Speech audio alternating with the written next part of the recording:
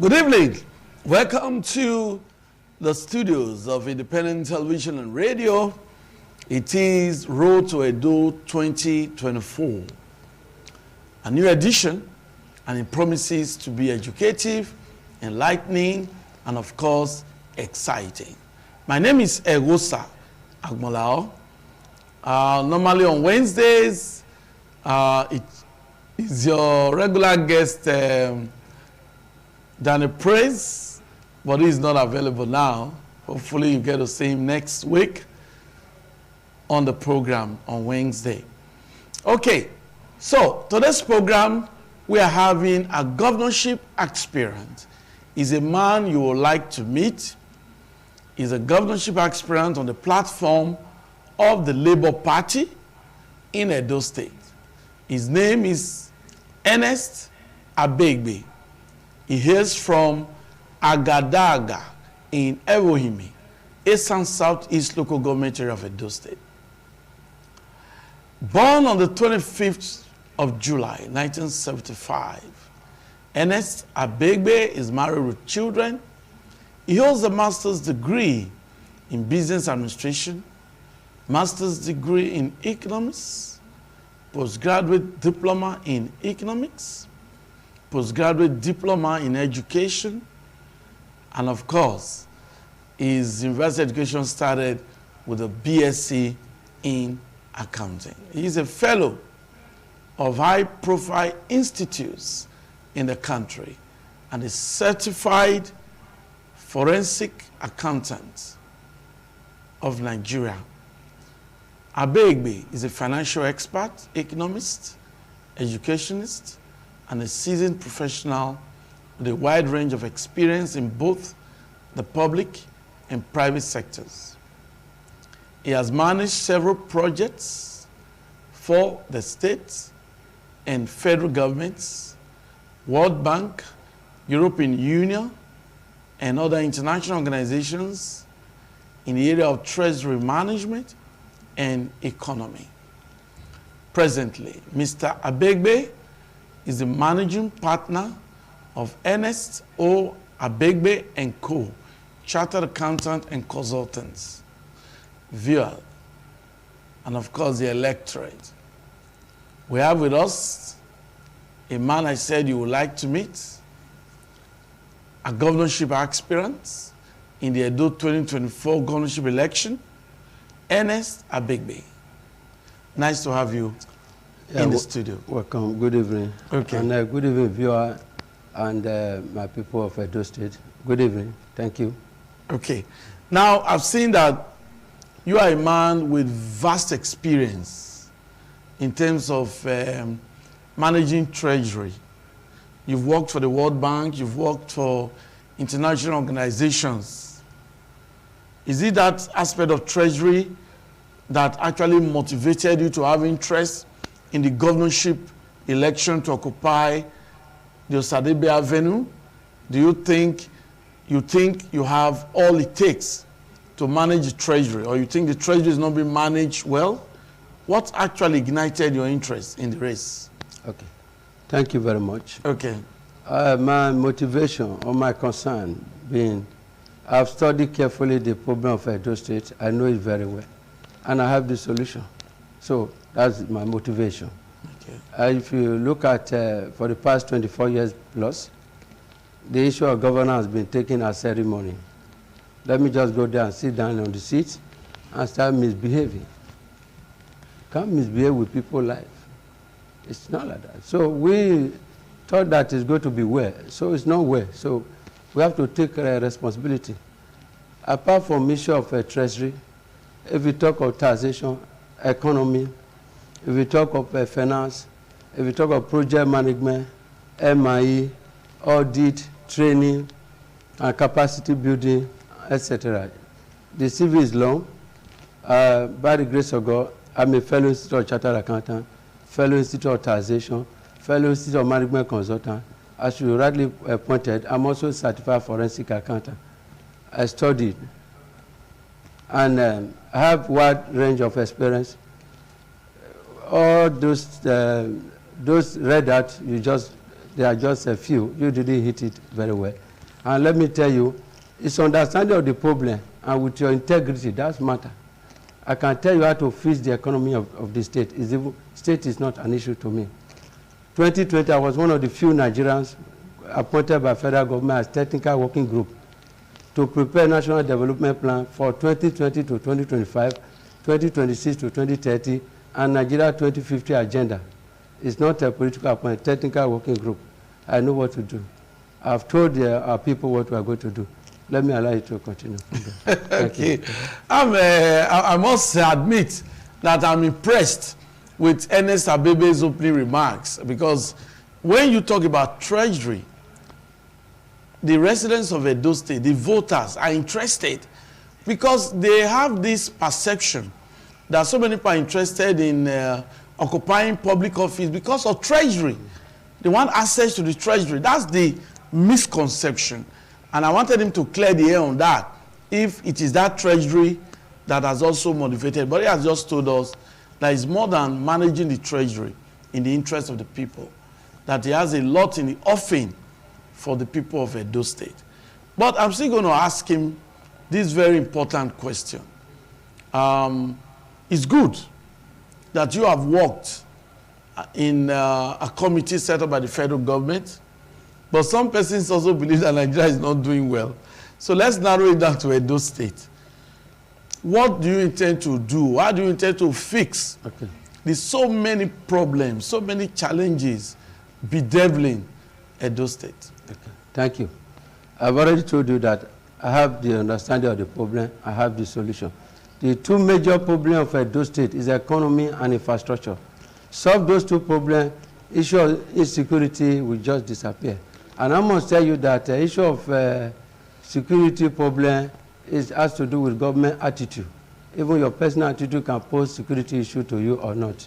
Now, how are we going to solve the economic problem? Very simple. The issue of revenue is not a problem. We have enough revenue. It's a priority issue. Where do you channel your energy to? Now look at the graduates today, the number of unemployed. Now you see that over 85% they are underemployed, they don't even employ. So what do we need to do with the economy issue? Will there be economic revolution? We are going to create an economic zone. I can tell you we have all it takes to ensure that every local government is industrialized.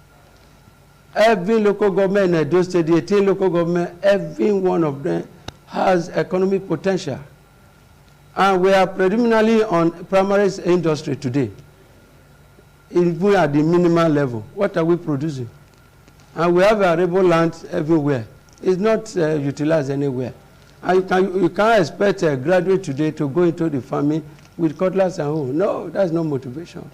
The economy drive, we won't be able to expand and commercialize the primary sector, which is agriculture, and also move to secondary sector, industrialization. We know what to do. Now, what we're going to do by so doing, we will ensure that all the abandoned industry, they are revitalized. Look at, I used to say that, look at Guinness and Vendor Bureau, the same land, the same boundary. One is working and one is dead. And nobody cares. It's just priority. Why are you going there? What is the purpose? You can see that, let me tell you, the population of Edo State today is 5.1 million population. And we are seeing more production to date. We are still growing. And look at the GDP, say $11.9 billion. And per capita income is $2,333.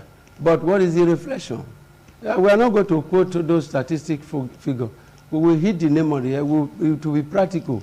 When we say we have created 10,000 jobs, it will be visible, it will be tangible, and it will be open for everybody to see. Every local government, go to Oriomo, go to Wonde, go to Akoko Edo, go to all the 18 local government. You can see that if these youths, women, they are well empowered, the agricultural sector is commercialized, there can be agricultural revolution. Then you are creating jobs in agric area and creating jobs in secondary sector, which is industrialization. That's what we're going to do. We're going to industrialize. I have no business in governance. outside the economy and what? And infrastructure. I will also tell you how we're going to fix the infrastructure problem here. Okay, okay. I'll give you the opportunity to do that. But before you talk about infrastructure, the economy you've just talked about, you seem to have narrowed it down to the agricultural sector.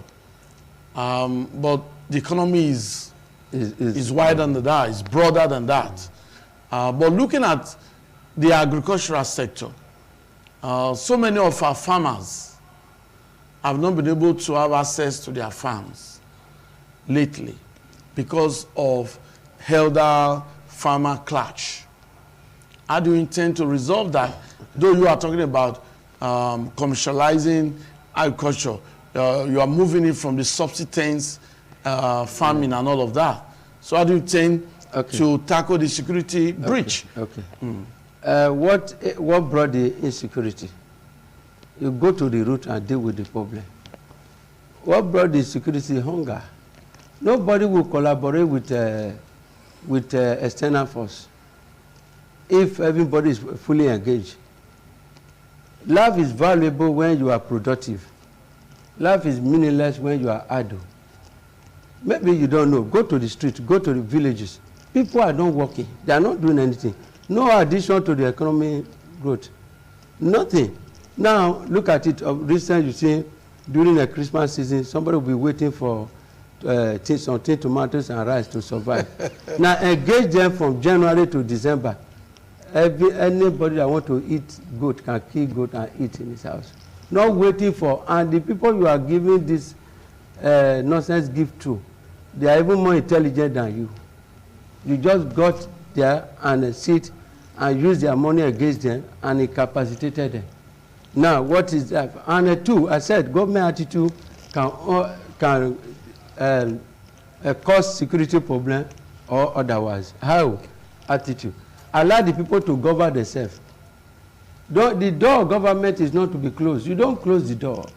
It's like a vehicle. Government is like a vehicle. Now we have the masses, everybody exists. They are the owner of the vehicle. You are a privileged driver. So they must direct the affair, or else it will be turned to kidnapping. They must tell you that you are overspeeding, or you are. Let the people govern themselves. How are they going to do that? Now you open the door. How? Okay, everybody should go to government. No. You need to explain to the people. Yes. Regular interface with the people. Okay. Where are we, and where are we getting it right? Where are we getting it wrong? I've told them that we are going to create a Due Accountability Day, June and December, where everybody will be on live interface with the people. How we do, where area we need to, if you cannot come to Benin, where we are holding the forum, where we are holding the meeting, interaction, then you can from your house in your village make a call on your television to speak to us. We will take information from the grassroots and come and implement it. It's not that we just generate the decision and implement without allowing the people input. They must form their integral. They must be integral part of our government. And when you carry the people along, you are open, you are transparent, you are governing with total integrity. Watch out. My name is Ernest Osabonya Baby. I've never touched a bribe, not that they don't bring. I've lost some billions of naira because I say I better go back to my village and farm than taking it down from any government. There's no government money. It's the public money. Stealing is a cost. To Jesus come back is a cost. You understand? So I can't whatever I have to do with compromise. Find out. This online now. I'm based in Abuja, but frequent in Edo State because several investment we have in Edo State. I've never touched it down. Not that they don't bring. I can't touch. That is me. Yeah. Because at the end of the day, you go to sleep one room today, I will sleep one room. You are eating today, and probably I have not eaten since my what are we stealing? People are suffering. You share, 3 people sit down and share 30 billions and put in a pocket, thinking they are wise, they are smart. At the end of the day, from that billions, you throw it little to, it can't work. We can't continue like that. We must repair the nation. We must repair the state. So talk about the aspect of infrastructure. Yes. Because there's infrastructural deficit, that's the perception of some residents of the state. Yes. So which aspect of infrastructure do you intend to tackle? Okay. If it's in the inflation issue, I told them that inflation is not as a result of You can't be bringing in monetary and fiscal policy. No, it's a production cost problem, cost push inflation.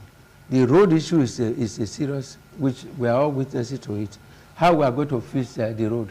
I told them the Ministry of Work, which currently called change, I think the name has been changed, but the Ministry of Work, what we're going to do, we are going to decentralize it. We are going to, we can't be in Benin here and know what is happening, even Agbo Road. They don't know. Go and check Agbo Road, the mess up there. So we will decentralize Ministry of Works. We will have Ministry of Works, Edo Central, and another Ministry of Edo North, and another Ministry of Works, Edo South. Now, when we decentralize, the main office will be strategic management issue. Then we will appoint, for the one in Edo South, we will appoint Benin Ma to head that Edo South Ministry of Works. Now, whatever happens, we will tell Edo South people that hold your son responsible if there is any pothole within 48 hours. And we will also say, the way I'm talking live now, that if your office is not funded, you have to also crowd. So we decentralize responsibility. There's a key set of. I don't know. We appoint that. We'll create office around now, whatever we want to create it there. We appoint their NDG. We will fund it. We will fund it. If I don't take it down into my pocket, where will the money? It will be utilized. And I will look at it. Like I said before, the accountability and transparency level. Every activity we are doing will be in the public domain for criticism, for reaction. If I have no secret cow, why will I? I've never touched. I can face any devil now. I tell you that I've never touched it down for anybody. I've never take it down from a politician to work for them. If you are good, I feel you are going to use my money to work for you. Not that they don't bring. Find out. This is the public domain. I've never touched. They know my attitude. Now that is what we go to do. So when we decentralize it, the issue of road, if there's any problem, we know who to hold. You hold your son, right? Yeah. How two people, they hold their, I don't know, they hold. That's how then the body of government is relieved. The people, they are not, that's how I said, the people will govern themselves. Not that you lock the door with, no. For what?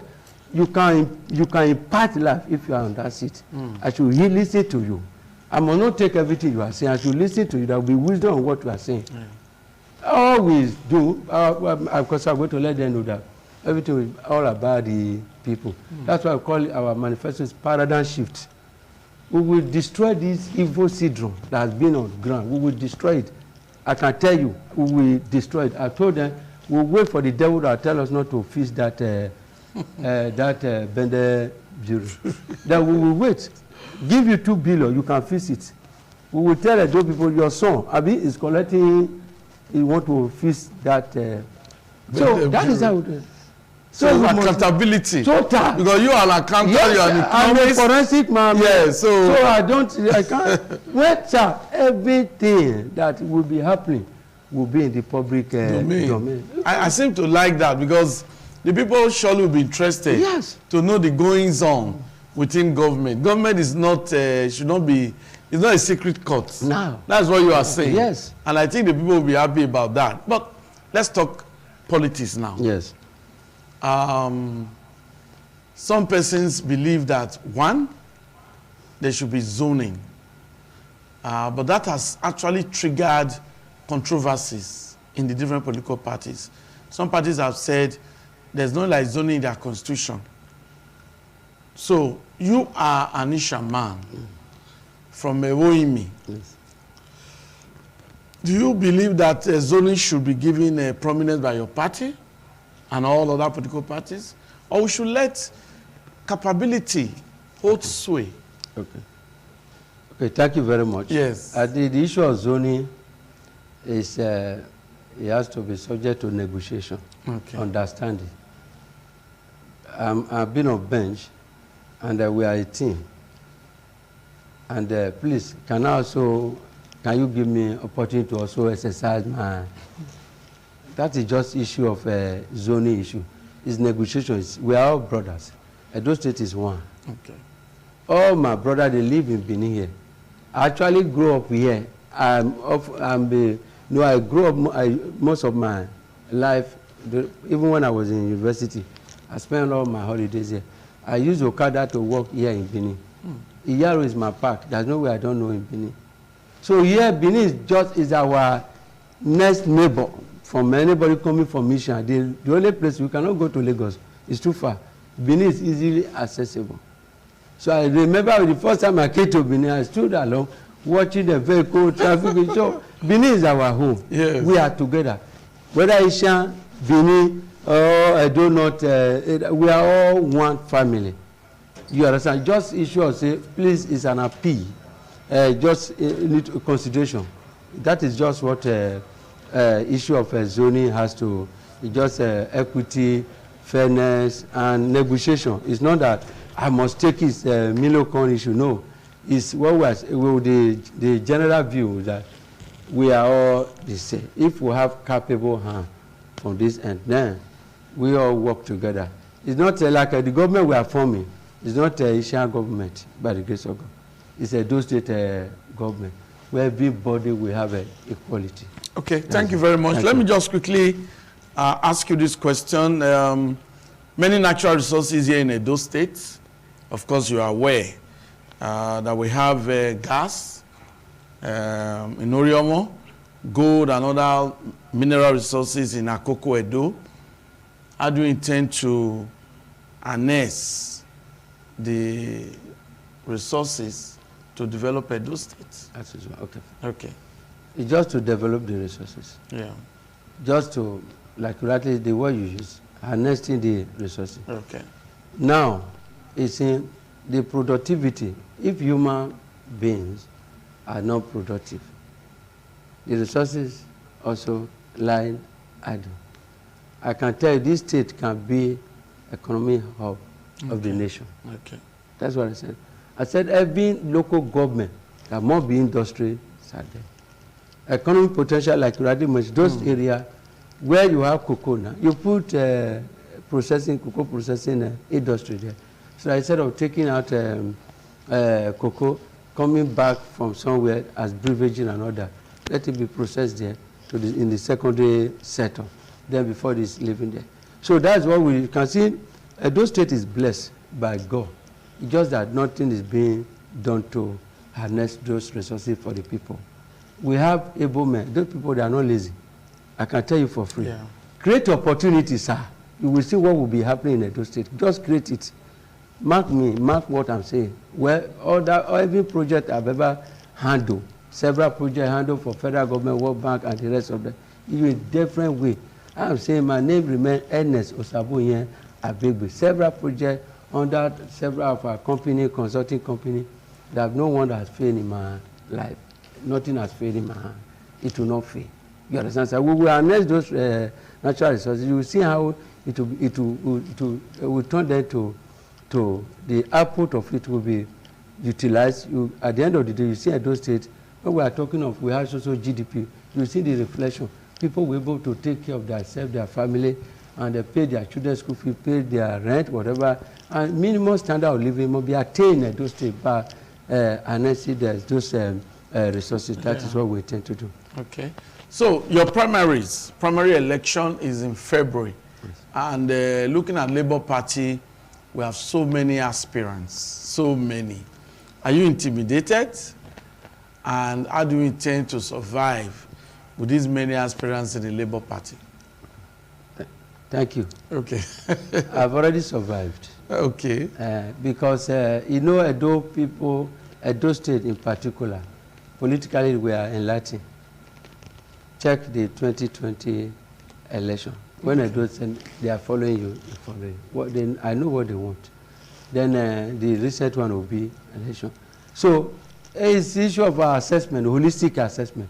And the party leadership, Labour Party, has overassured us that there will be credible primary. Then I will have the day.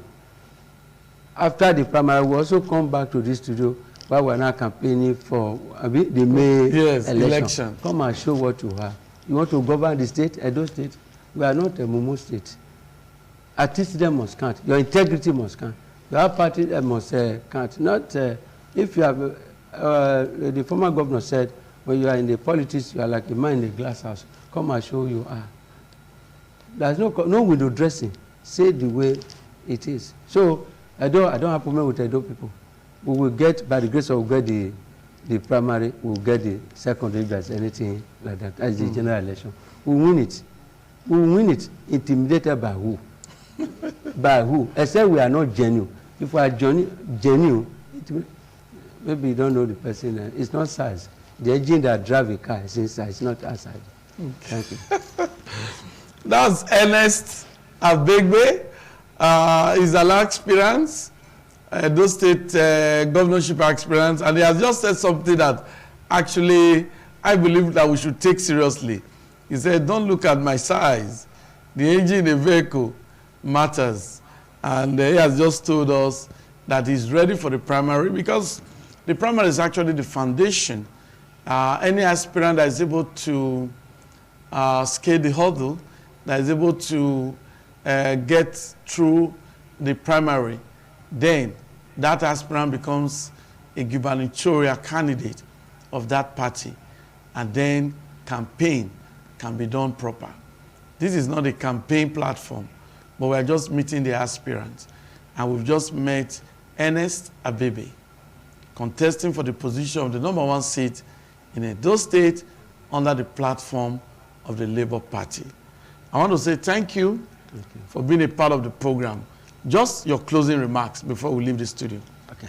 Thank you. Just to encourage people of Edo State, okay, you must not sit at the fence.